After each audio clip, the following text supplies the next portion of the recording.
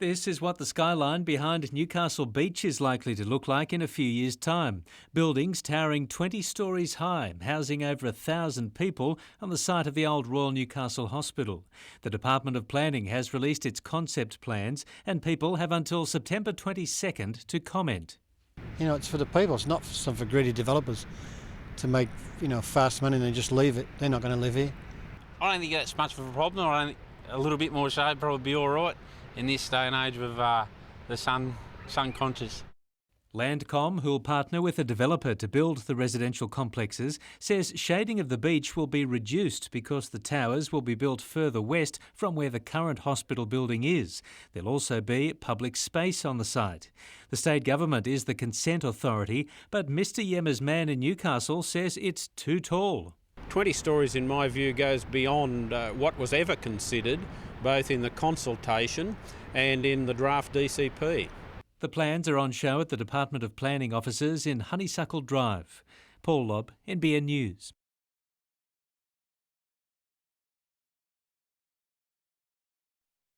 The Cardinals' second and final day in Newcastle started with a visit to St Columban's Primary School at Mayfield and a pop quiz on the basics of Catholicism for its students. He in turn was treated to a choral repertoire.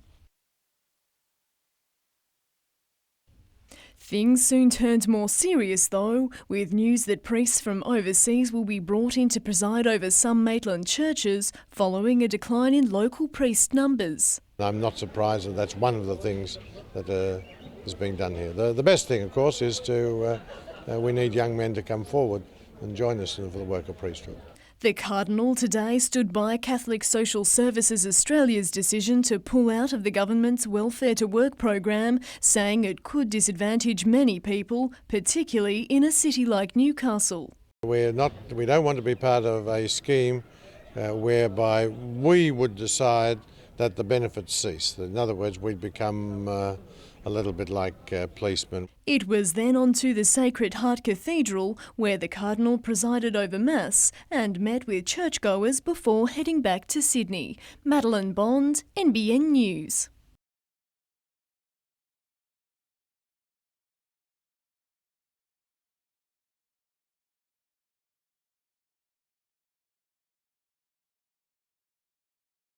A pit stop north of Vasey saw everyone rest up before it was time to hit the road again. 160 head of cattle herded along in a cloud of dust led by the horse and sulky.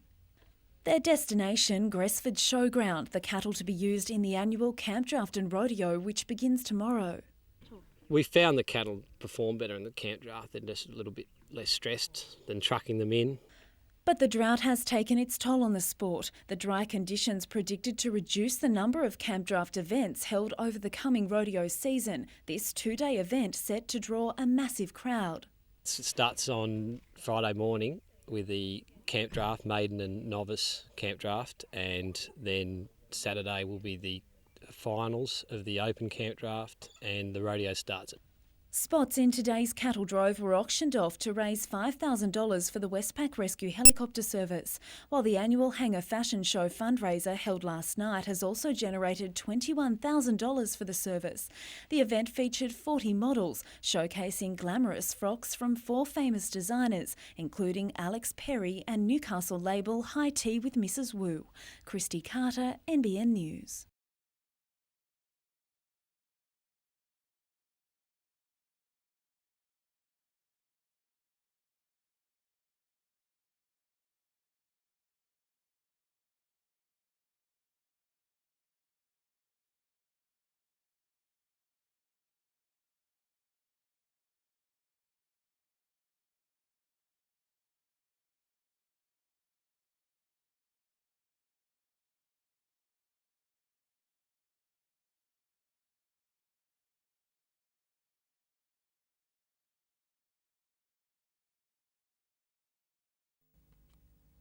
Now a vital part of the Newcastle squad, Kiwis Vaughan Coveney and Stephen Old will put aside national pride this Sunday as the Jets look to open the season on a winning note. At the end of the day, it's 90 minutes and I'm paid to do a job for this club and do it well, so that's what I'll be doing. With Socceroo Jade North picking up a knee injury, New Zealand international Old should prove an ideal replacement in defence. I'm hoping that his height and of course his knowledge of New Zealand and North Harbour Stadium and of course the opponents will assist us. The Jets will take a squad of 15 to Auckland for the clash with the Knights. Teenager Ben Kennedy retains his place in goal, while Stuart Mushalik will play despite still recovering from bronchitis. Vaughan Coveney could line up alongside Mark Bridge and Joel Griffiths in attack as the side looks to break a recent goal drought. Coach Nick Theodorakopoulos keen to test out last season's wooden spooners. The fact is we're coming up against a side who obviously had a dismal year last year, and they would still have a lot of question marks over their side as well. And some good news off the field as the Jets announced a partnership with Hunter Sports High. Among a range of benefits, the deal will see Jets staff assisting with student coaching and a recruitment program. The school's team will also compete in a Legends series of matches that will act as the preliminary fixture at Jets home games. Mitchell Hughes, NBN News.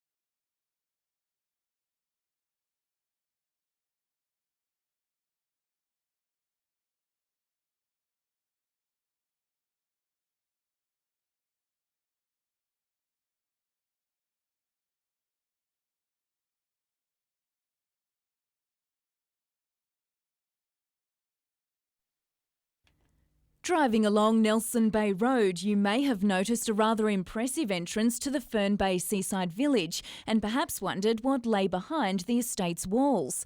Well, a new 105-lot subdivision is nestled within the sand dunes and bushland, with some homes already under construction. But what makes this new land release particularly innovative is the underground cabling, doing away with the need for unsightly antennas and satellites. They've decided to go ahead with a new system which provides free-to-air TV and pay TV services through a fibre cable network. While the master plan has been approved, the final release, which would bring the total development to 950 lots, is yet to go through the consent authority, the state government. Despite including wildlife corridors within the subdivision, the Environment and Community Coalition says the development will destroy 70 hectares of endangered bushland and impact on the shifting Stockton sand dunes. Well, my main concerns with this development are that it is on a virgin dune forest, and that will mean a tremendous loss of habitat for fauna and flora. Jane Goldsmith, NBN News.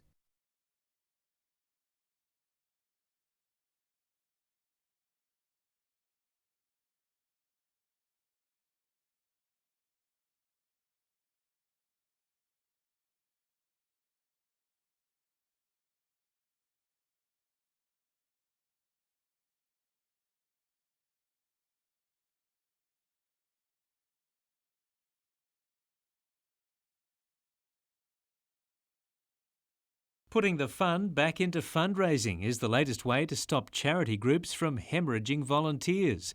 The Kiwanis Club is holding its district convention in Newcastle. Its members in Australia raise $130,000 a year for good causes, but keeping those volunteers interested can be a battle. Everybody seems to be a lot busier these days, and it's a lot harder, yes, to get people in, but we have a goal by the year 2000 to have 1 million members in Kiwanis. And we're challenged by that goal, and hopefully we'll achieve it. Meantime, Hunter Ambulance Officer Marie Callow is preparing to lose her lovely locks for charity today after her family and friends were touched by cancer. So far we've raised over $1,000. My aim was to get to $1,000 and we've exceeded that, so that's fantastic. It'll be worth having the hair gone. Are you worried about losing your hair? A little bit. I've never had my hair that short before, so we'll just see what it looks like later. Emergency service members across Australia are going under the clippers for Bluey Day. It looks very strange, but yeah, it'll go back.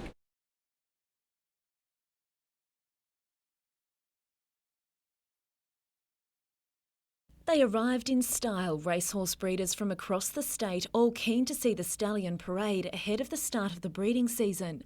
The scenic backdrop and the long list of successful racing winners bred at Widden Stud proves quality breeds quality, but it comes at a hefty cost. This American-bred stallion, King Cougar, fetching $300,000 a service, or breeders could buy into Newcastle-trained Golden Slipper winner Stratum's lineage for $27,500. Making the journey from his Newcastle base, today is the first time Stratum's trainer, Paul Perry, has seen the stallion since he was retired to Widden Stud. Yeah, I thought he's let down a beautiful stallion. He's looked in magnificent order, and he's put on quite a lot of weight since he left our place, and he looks in real terrific condition for the season coming up. For Paul Perry, it's on to his next challenge, and while he readily admits he's striving for a second taste of Golden Slipper victory, he's keeping tight-lipped about which horse he thinks could have the Midas touch. Oh, we've got a few nice horses at home, and hopefully try and find another one. Christy Carter, NBN News.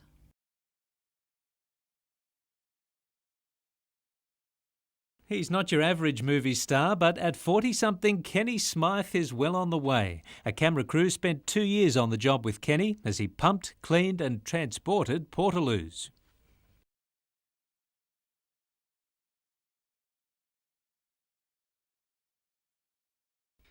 Kenny was in Newcastle today for the film's official launch and put an Novocastrian water closet to the test. What do you reckon? Well, it looks fantastic. You've got a bit of a wood grain there, and always nice to have a bit of woodwork there. Yep. Very almost maritime, which works well being near the beach, doesn't it? Yep. So I'll go inside and check it out. What do you reckon? Right out. All right, let's have a look, Paul. Let's give it a flush and see how she goes. Well, that's fantastic.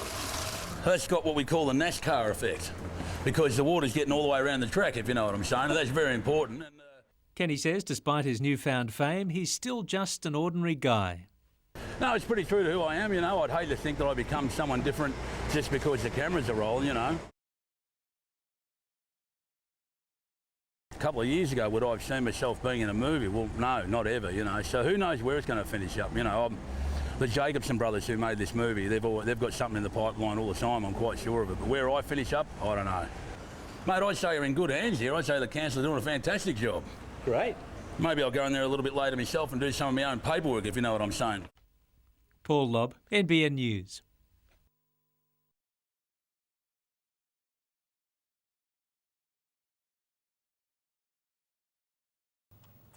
Round 25 will be a sentimental one for a lot of teams playing their last home game, and their departing club stalwarts are looking to go out in style. Now, Canberra leads the way with an end of an era. Jason Croker, Simon Wolford, Tchaikovsky, Smith, Mogg, Hodgson and even their coach Matt Elliott moving on at the end of the year. The Dragons and the Warriors will have send-off for some of their players as well, and along with the Knights, who will be farewelling club legend Matt Gidley, who's played 219 games for Newcastle and will be in front of a huge home crowd on Saturday night. It will be an emotional one. Now, last weekend's round saw some amazing individual performances across the board, which included Knights rookie Jared Mullen. However, Dragons' Mark Gasnier was the clear standout. He scored 3 dynamic tries as well as setting up 2 for his winger Brett Morris. That's his second hat-trick for the year and a total of 18 tries. His performance was timely. The Dragons have been out of form and they need to make the most of it, their tremendous player talent that they have at their disposal for a number of years, and which I feel they haven't made the most of. Now, with Timmins, Trent Barrett, Luke Bailey, to name a few, leaving next year, I think the time is right now to get it right. The Dragons will host the Sharks at Wynn Stadium on Saturday night. Let's have a look at the rest of the round. Key injuries to both teams tonight, the clash between the Seagulls and the Bulldogs, but I still like the Doggies in that one. 3 games on Saturday, the Storm, Knights and the Dragons, and Sunday it'll be the Warriors, Cowboys and the Broncos. Have a great weekend. I'll see you next week.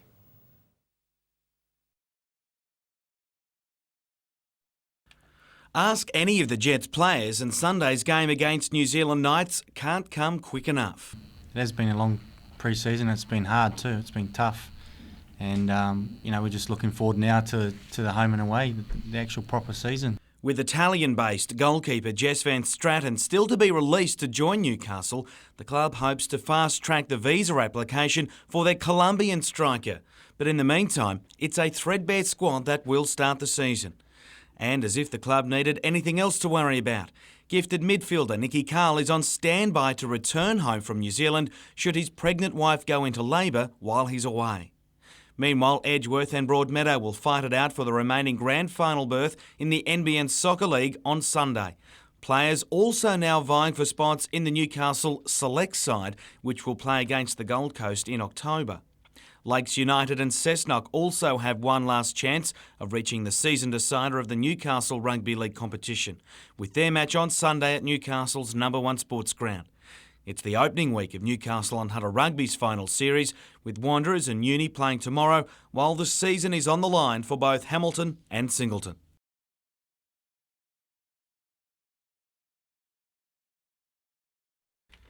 He's been part of the first grade furniture at Newcastle since 1996, and tomorrow will be game number 219 in the red and blue, but potentially Matt Gidley's last ever in Newcastle. Bound for English club St Helens next year, it will be only his second senior football club after being a one-team man. I'd like to see a good performance by the team, and then I'll just enjoy the moment. As I said, I've spent a lot of good years here, and I've got a lot of great memories playing at this ground, and I look forward to bring my own children back in the years to come. Coach Michael Hagan has been through the farewells here as a player and now as a coach, but he isn't planning on saying his goodbyes just yet. I'm thinking that we've got a bit more work to do yet before we reflect on things, but it'll still be a big night for me and the players. It won't be for injured fullback Milton Thaiday, who has been replaced by David Siege, or luckless back rower Kirk Reynoldson, who was ruled out after a midweek training mishap that injured his ribs. Chris Bailey had to pass a fitness test in order to take his place. But one thing is for sure, teenage halfback Jared Mullen will play despite requiring painkilling injections last week for a sternum injury. He's played with a bit of discomfort last week, but he got through it pretty well, and I think he now knows what he can sort of put up with. A win against Penrith tomorrow, followed with the bye to complete the regular season, would have the Knights well placed for a top 4 finish. Jim Callanan, NBN News.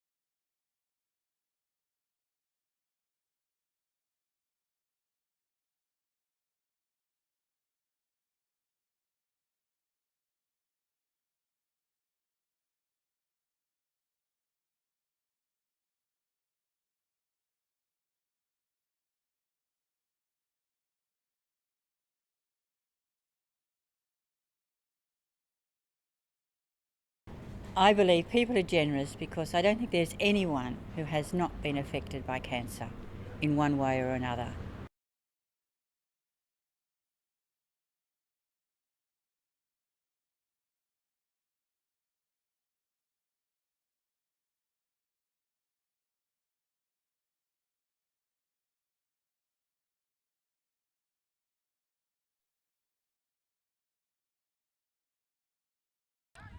The opening week of the final series, and after losing the minor premiership race last week, Wanderers had a point to prove at Passmore today, but it was University that started the better. The students cashing in on ill discipline, with David Kennedy booting them to a 6-0 lead. When Wanderers finally found field position, they made it count as well. Sustained pressure led to points, with first-grade debutant Greg Smith-O'Neill marking his first top-grade game the best way how. The hits kept coming for Uni. Andrew Leslie stretched it off with a suspected broken leg. Warwick Crosby limping off soon after with a hamstring tear. Before Dan Kevill ran away with a try just before half-time to take the Two Blues to the break up 12 points to 9. And the lead only increased after Oranges. Wanderers with a real taste for it now. While the try of the match soon followed. Wanderers attack starting deep inside their own half before good support play and deft passing had them on the front foot again. Centre Ryan McDougall, the man to finish off what was a great team try. Ben Sattler added his name to the score sheet as well, while Hankin was again in the mix as Wanderers ran away with it in the second half. They'll now meet the Waratahs next week in the major semi, while Uni will face the winner of tomorrow's elimination semi-final between Hamilton and Singleton.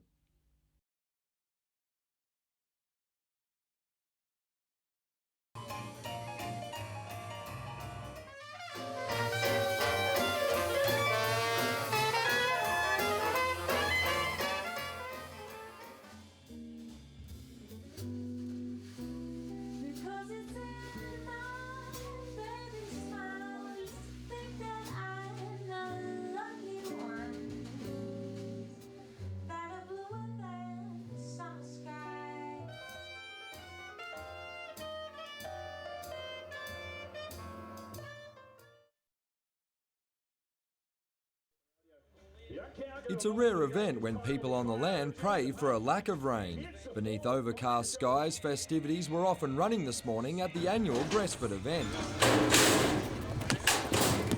The prolonged drought in the region was expected to affect the quality of cattle and the number of competitors, but organisers have been pleasantly surprised. We've actually had to close our camp draft entries about 6 weeks ago, and we had a waiting list of almost 200 people wanting to get into the camp draft. A lack of chairs is rarely a problem at this event, but a lack of practice forced some girls to test their skills on human volunteers. Warren Richards has reached the heights of camp drafting at a national and international level. After 40 years in the saddle, the 63-year-old still mixes it with the best. We'd have some of the top riders in Australia riding here today, and Gresford seems to be able to draw them.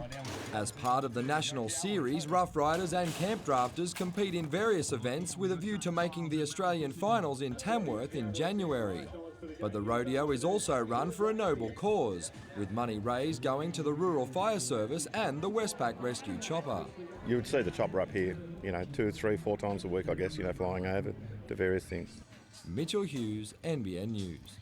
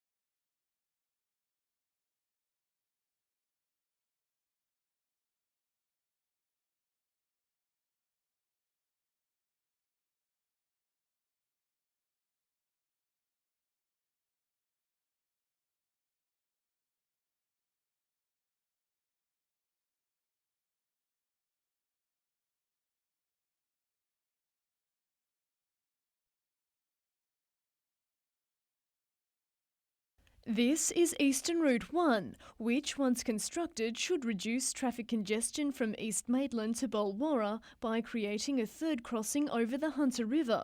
The $30 million project will mean 4,000 fewer cars using the Belmore Bridge and 2,500 less cars on the Morpeth Bridge every day. However, Pitnacree Road residents aren't happy with the route, saying that a path further west would be more appropriate.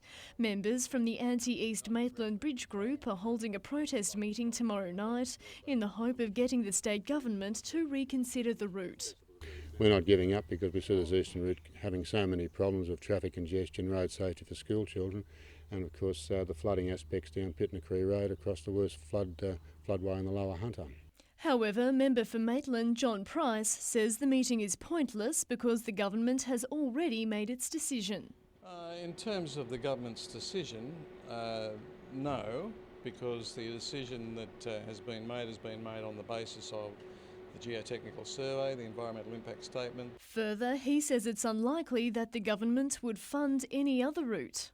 A lot of money will be spent that, if it's not done by the state government, will ultimately have to be done by the council. The meeting will be held at East Maitland Bowling Club from 7:30 p.m. Madeline Bond, NBN News.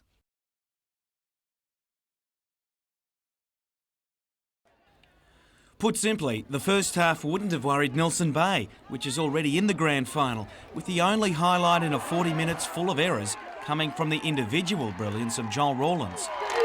Keen to build on a 6-2 lead at half-time, Lakes captain Ian Burke led his side downfield with a 40-20 kick for touch that won them vital possession in position. 5 tackles later, and it led to points, through winger Jason McKenzie. Cessnock then self-destructed. Peter Jensen given 10 minutes to cool down after this. A few tackles later and Kane Bradley joined him. And Lakes couldn't believe their luck. 13 against 11 is an advantage just too good to waste. But Joel Rawlins ran through nearly all of them in a 90-metre run to the line to hand Lakes a 22-point win and a berth in the grand final. Meantime, in the NBN Soccer League, Edgeworth was out to erase the Demons of past final series against Broadmeadow. And who better than the league's leading goal scorer to get them going?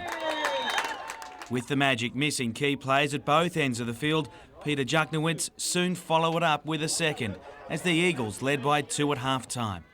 A margin that remained as the Premier season came to an end, a game short of a 4th straight decider. But leaving Edgeworth to play Lake Macquarie in the grand final next Sunday.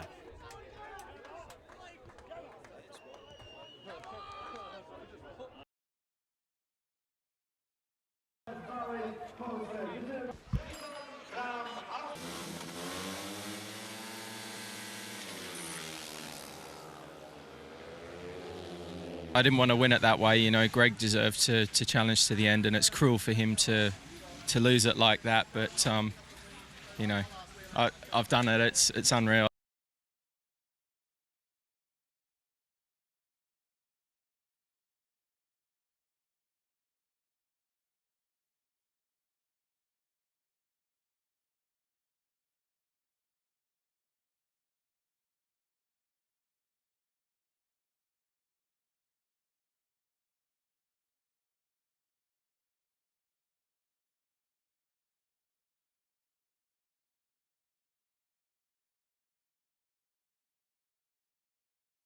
Shauna caught. Corner short, I should say, to O'Sullivan. Good challenge. Whipped in again. Kwasnick. Ball over the top. Flag stays down. Here's Griffiths. Bunt's trying to get back. And else to get some attention. But he hasn't. Looks like it'll probably be a straight swap, I think. We're playing on either side of the midfield. So possibly a straight swap.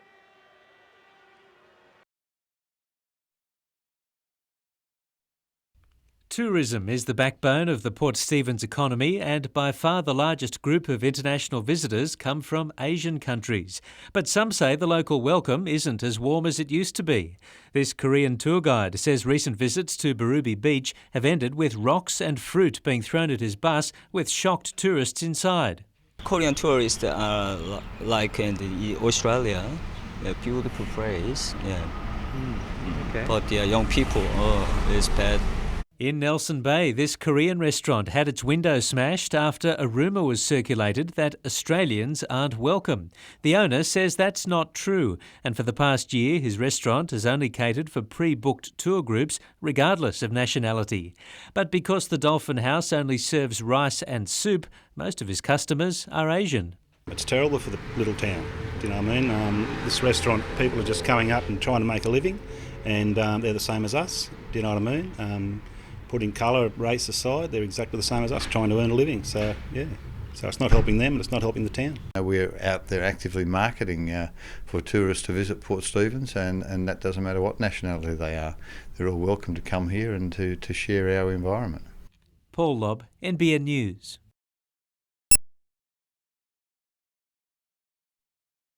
It's the first time a forensic psychologist has been used by the Newcastle Local Area Command to help with a murder investigation. Detective Scott Metcalf says the psychologist will develop a profile of the murderer and provide the investigation with a fresh point of view. Because it's a protracted inquiry, it is one of the strategies that we are using. Other inquiries are generally tidied up fairly quickly. Rosalind Ray's body wasn't discovered for almost a fortnight after she was killed. Her body found with multiple stab wounds early last year. The 52-year-old mother had lived in her Lehman Street home for 15 years and was known for her love of animals. Police say they've conducted a number of inquiries, including DNA testing of 30 people since her murder. They're now renewing their appeal for public help. We'd like to make a public appeal, if we could, for further information in regards to this particular matter. Police expect to receive a preliminary report from the psychologist this week. Madeline Bond, NBN News.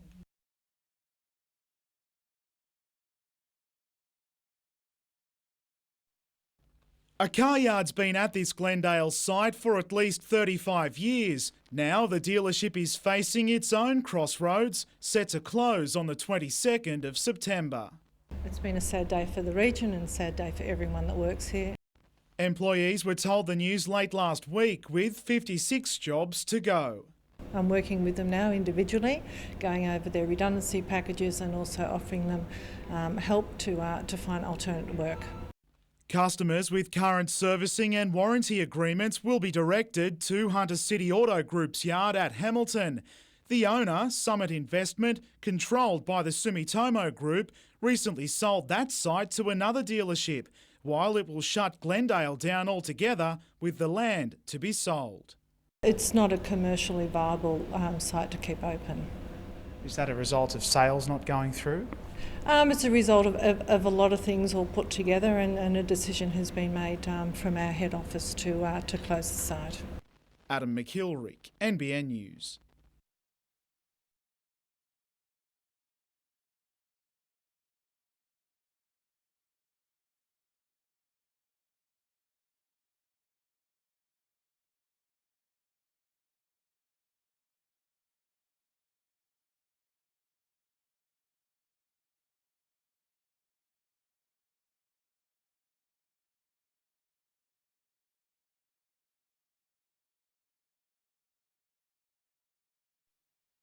Dwarfed by development, the humble cinema was once a giant of community life, a time when Bruce Savard developed his passion for the movies.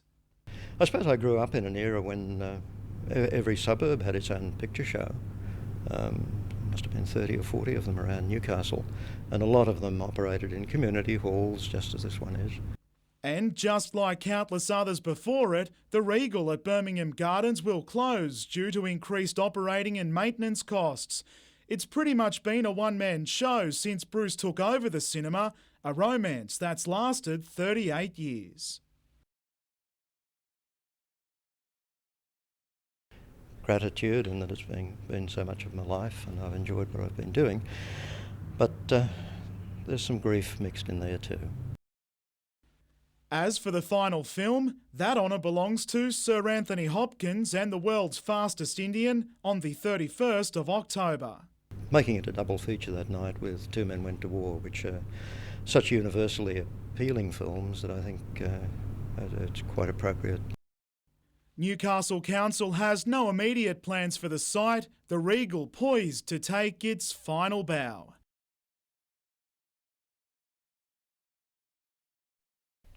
%30 of people born with a common genetic disorder called velocardiofacial syndrome or VCFS develop schizophrenia. Newcastle-based medical researcher Linda Campbell is about to begin a 3-year study involving 40 people with VCFS and their siblings to try and find common factors between those who develop the mental illness. The study could ultimately help doctors predict who is at risk of or will develop schizophrenia. So we have a group of people where some develop schizophrenia and some who do not develop schizophrenia. So if we can find some shared characteristics in the people who later go on to develop schizophrenia, that will give us a means to identify them early. Early diagnosis of the disease can vastly improve sufferers and their families' quality of life. Ms Campbell says the study itself will be fairly straightforward. We'll have a look at their intelligence and their memory abilities. We'll do quite a fun test on odour identification because that's one of the areas that have been found to be impaired or slightly abnormal in people with schizophrenia. The study will take place at the Hunter Medical Research Institute and has been funded by Port Waratah Coal Services. Madeline Bond, NBN News.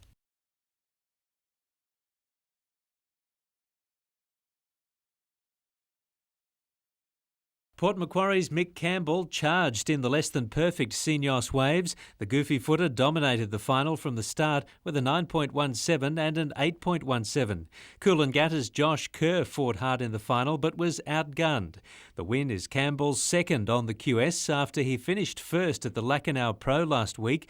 The 32-year-old took the podium looking more like a rapper than a surfer.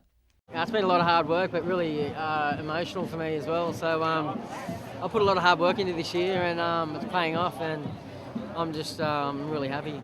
Josh Kerr also confirmed his spot on next year's ASP Men's World Tour.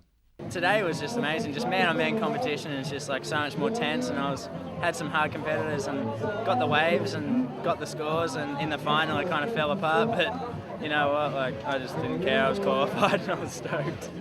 Paul Lobb, NBN News. He's not the centre stage sort of guy, but Matt Gidley couldn't have hidden on Saturday night had he wanted to. Fans keen to give him a fond farewell for well over a decade of loyal service, and it was apt after yet another display that proved why he's held in such esteem by teammates and the Red and Blue Army. He opened the scoring with a trademark attacking raid out wide.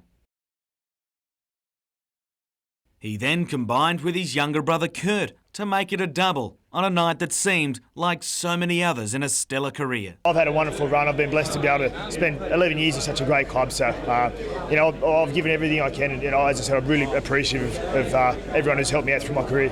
Sharing time with his daughter Ava reflected just how important family has been. But it's moments like this he's sure to miss with teammates in coming years. Coach Michael Hagan is another who's set to leave after this season, along with Craig Smith, Anthony Quinn, Todd Lowry and Brian Carney.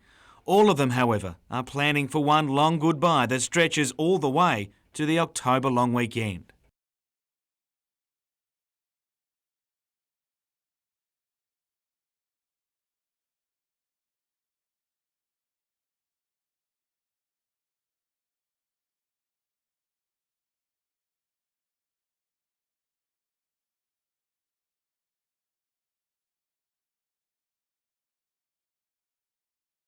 I'm starting to chew my food again, which is great because it's not much fun through a blender. But I would have been right to play this weekend, fingers crossed, but we've got the bye, so I'll get an extra week.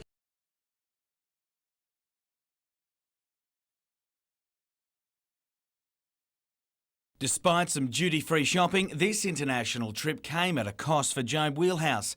After putting a raft of problems with his right ankle behind him, now his left is the centre of concern. We had an x-ray late last night in New Zealand, and there's no bone damage or fracture, so that's, I suppose, a positive. He wasn't sure exactly how it happened, and it's just as unclear how long he will be out, but it's hardly the way he wanted to start the season. I've done this before, so I sort of know the prognosis of all these injuries, so I'm hoping maybe 2 to 3 weeks. New Zealand almost stung the visitors early in the match. But it was a game where there was more shots on players than on goal. Sean Devine and Paul Ocon both seeing red after this collision. No one really knows what Jonas Selly was doing, while Nicky Carl almost brought the game alive from a dead ball shot. Substitute Shane Webb made his presence felt before he required replacing himself. It wasn't pretty on a bumpy pitch, but Joel Griffiths didn't even see this coming. The striker none too pleased, but it was typical of a frustrating first game out.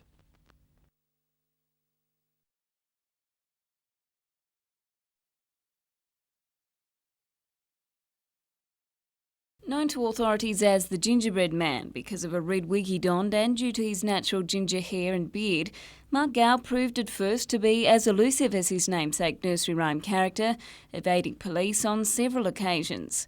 The 39-year-old Shortland father of 3 pleaded guilty to 3 counts of demand money with menaces and asked the court to also take into account a further 3 outstanding charges during sentencing. Gow netted just over $15,000 from the offences, which were committed at several Hunter institutions, including the Newcastle Permanent Building Society at Lambton and the Maitland Mutual during April and May last year. In court today, Judge Ralph Coulihan acknowledged that the offender comes from a deprived background and has problems associated with a drug addiction that has spanned many years. But Judge Coulihan also said Mr Gow's actions showed a persistent disregard for the law and that bank tellers involved in such crimes often suffered long-term emotional consequences. Mark Gow was sentenced to 5 years and 3 months imprisonment. He'll be eligible for parole in June 2008. Jessica Phyllis, NBN News.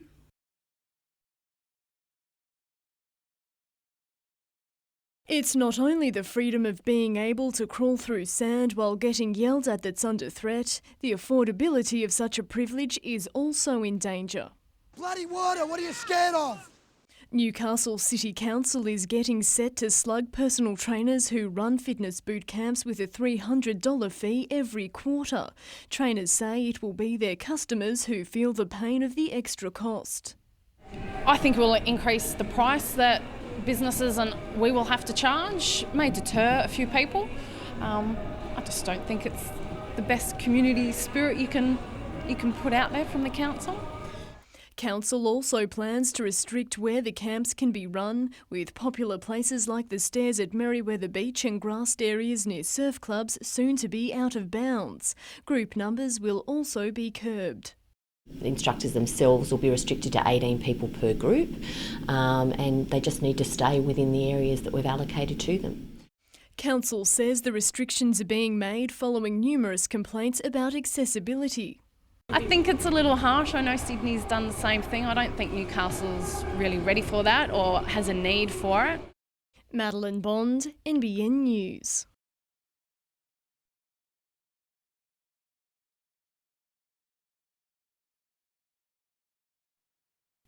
Through its wacky fundraising events, the Newcastle Variety Club raises about $750,000 each year to buy specialised equipment for children.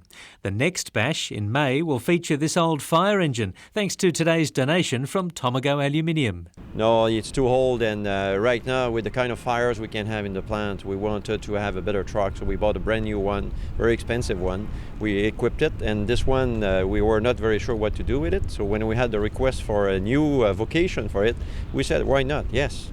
They just love their fire trucks at Tomago. Even the CEO loves to get behind the wheel. And Variety Club spokesman Tony Tamplin finds the new vehicle not so squizzy. He says the club is grateful for the gift. We are only as successful as we are in helping the kids in the community because of the community support. To fit in with the spirit of the bash, the truck will be given a new paint job. Andre, the boss here, suggested the orange. There's the blushing nipple pink has been another one. Paul Lobb, NBN News.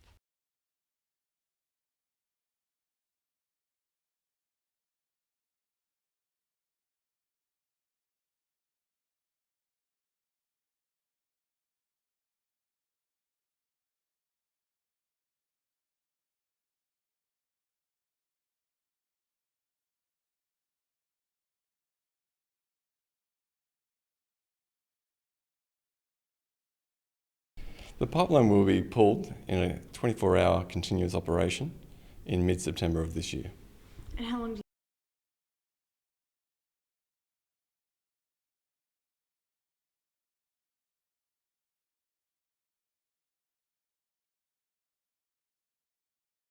They're training hard. The attitude at training is a big buzz around the place. Everyone being available is just going to be great for selection. So, big headache for all the coaches. So we'll just have to wait and see how things go during the week.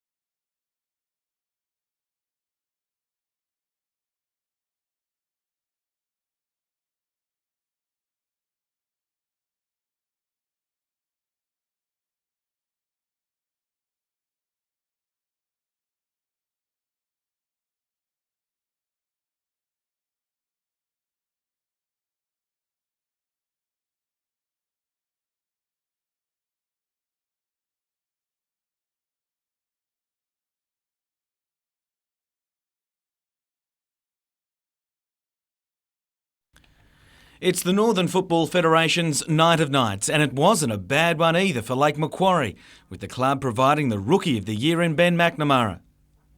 His coach, Peter McGuinness, received the top gong, bagging the Coach of the Year after steering the Roosters to their first ever top-grade grand final this weekend. To have your peers vote you in as the coach that done the best job for the year, I'm elated by it, and I thank them for that. Of course, it's the decider that the club would dearly love to round things out, but minor premiers Edgeworth will have a lot to say about that after qualifying at the weekend. We've done very well this year to win the premiership and so on. We're very proud of that, but there's a lot more to be done. Hamilton isn't there, but it wasn't from a lack of trying from the league's best player for 2006, Doug West. The Olympic midfielder is the first non-striker to win the league's top honour since 1998.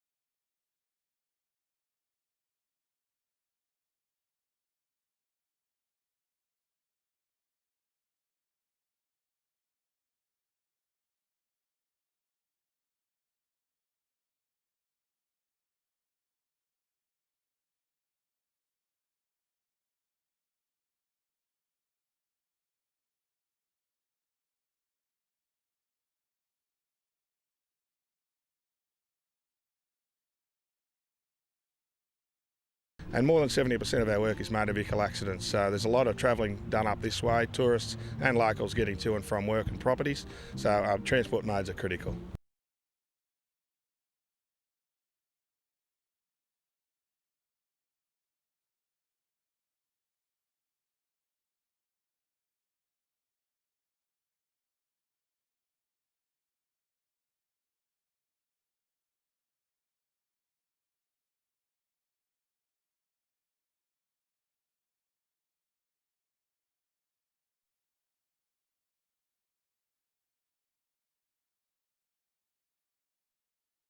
Police were called to the Department of Housing block in Bar Beach this morning after a frightened woman with a baby and a toddler phoned for help when her estranged partner turned up. I understand the male person is currently subject to an AVO and is living in a separate premises and had attended that location this morning. That's why police were called. Police say the man refused to open the door and made threats to harm himself and others. The street was closed off while heavily armed officers from Newcastle and Sydney moved into position. We're always worried whether we have a situation where there's someone who's threatening to say that they're armed, and there's other people within the building, so we were concerned for their welfare and the male person's welfare as well. As the standoff continued, trays of Darby's pies were circulated to police. 4 hours after the ordeal began, the 20-year-old man surrendered and was taken away for questioning. Paul Lobb, NBN News.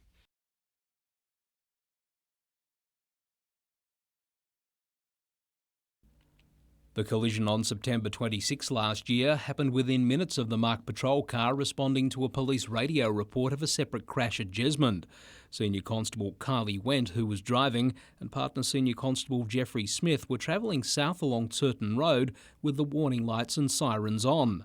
However, after slowing down for the traffic lights at the intersection with Christo Road, Officer went to continue on when the police vehicle collided with a silver sedan that had emerged on their left-hand side. In her defence, Senior Constable Went today told Magistrate Errol Considine that she had exercised caution before deciding to proceed through the intersection. The traffic light was red. I needed to make sure there were no cars in the intersection before I proceeded. In closing submissions, Went's defence counsel argued both police and motorists have obligations under Australian road rules, and Senior Constable Went was entitled to assume other road users will comply with their obligation to give way to police on urgent duties. After a day-long hearing, Magistrate Considine dismissed the negligent driving charge against Senior Constable Went. Gary Blair, NBN News.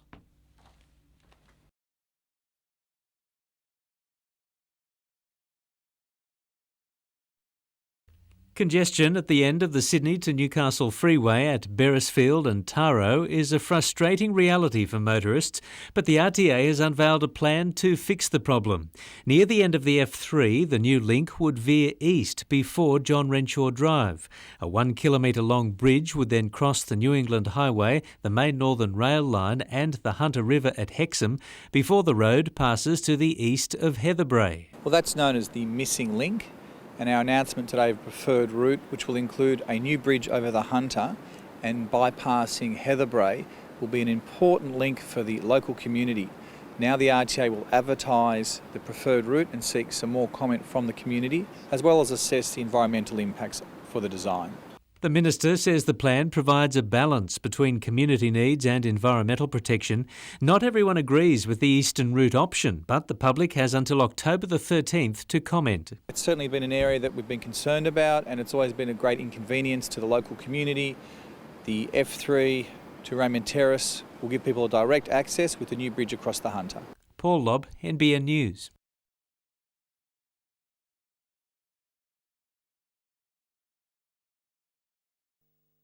There's no doubting the love Alan Redman has for his dairy cows and the industry as a whole.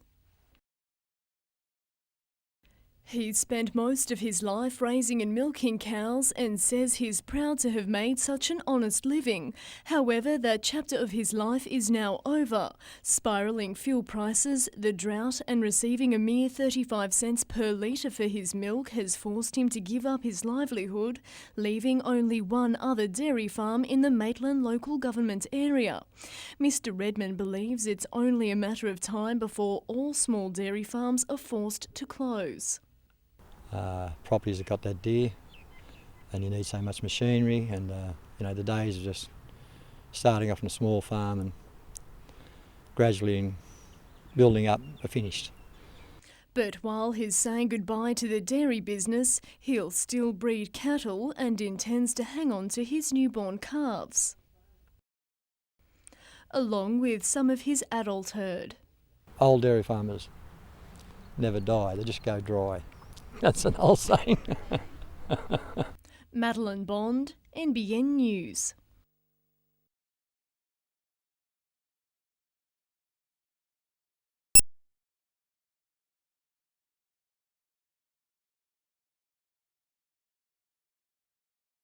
The questions were difficult, but in the main, most of the questions were answered between 75% and 80% correctly.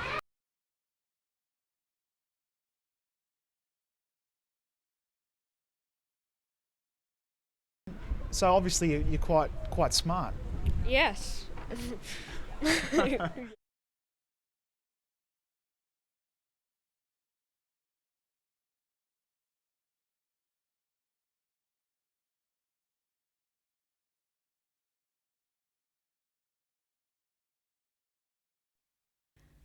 Anthea Horn has been chained to her sewing machine for the past few weeks, with feathers and fascinators coming out her ears. Business is booming for the 28-year-old Lake Macquarie milliner, who's carefully creating headwear haute-couture for flocks of fashion-conscious fillies. Clients are coming in all the time wanting different designs and always wanting the next new thing. Everyone's trying to get one up on the other in the spring-summer season coming up. Fashions on the Field has always been an integral part of the Sydney and Melbourne race carnivals, but now regional and younger crowds are embracing the competition as well. This year, the bigger the better. A lot of greens and a lot of blues are coming up. As I said, two-tone is really big this season. Black and white, just contrasting colours against each other. Now there's a formula for success in these Fashions on the Field. Anthea calls it the 3 C's: colour, coordination and confidence. That way you'll get the most out of your crowning glory.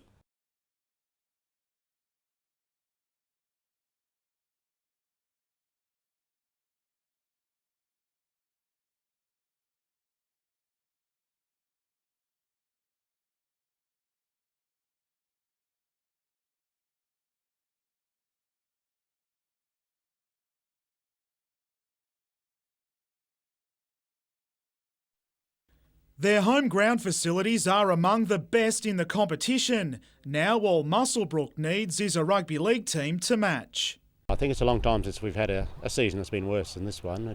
It's pretty ordinary. In 2004, the Rams were celebrating a grand final win, but in a massive turnaround, this year they were doomed from the start. The coach left, so the rumours got around that we were folding then. So we had players that went to rugby, they went to other towns to play. And by the time we got things sorted out, players were already signed up for other clubs. In the second round, Muswellbrook lost by 72, only to forfeit 3 weeks later. In round 7, the Rams went down by 68 before hitting rock bottom in their final game of the season. We really need to think some of our rules and regulations to see if we can stop such a scoreline happening again. And probably the most important thing is to protect the players. Group 21 President Tony Goldman says despite the results, the competition would suffer without the Rams. Country League's take is that Muswellbrook is important country centre for football. It's offered a lot to the NRL. There's a number of players gone from the Group 21 area into the NRL and ARL. For new club secretary Ron Harmer, now begins the battle to make Muswellbrook the Group 21 heavyweight it once was. We're going to come out stronger than ever next year. We're already looking for a coach now. We'll have a coach employed and we'll start training about November sometime.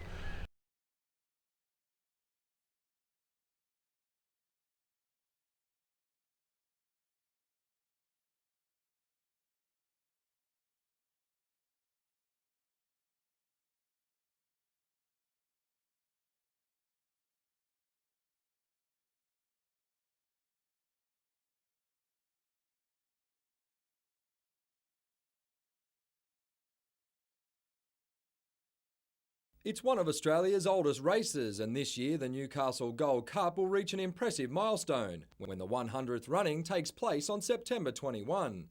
The modern-day 2,300 metre event, a far cry from the first Cup run in April 1907. We had 34 starters in that first year. Obviously it was a strand start, no barrier stalls or photo finishes in that day. With 3 Newcastle Cups to his credit, legendary trainer Bart Cummings will be a familiar special guest of the NJC on Cup Day. Fittingly, this year, the Chris Lees-trained Sydney Cup winner County Tyrone will carry Novocastrian hopes. A great thrill from a local viewpoint to see a local horse with the capability that County Tyrone has showed in his career to lead the field out for the 100th Cup.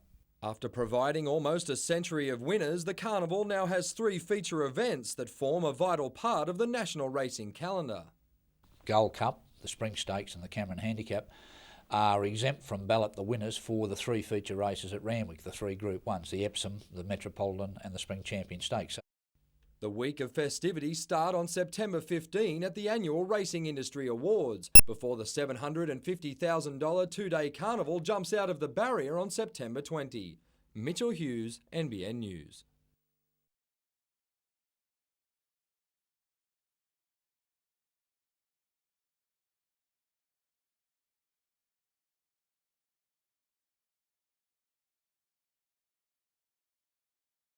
Chicken to guide me.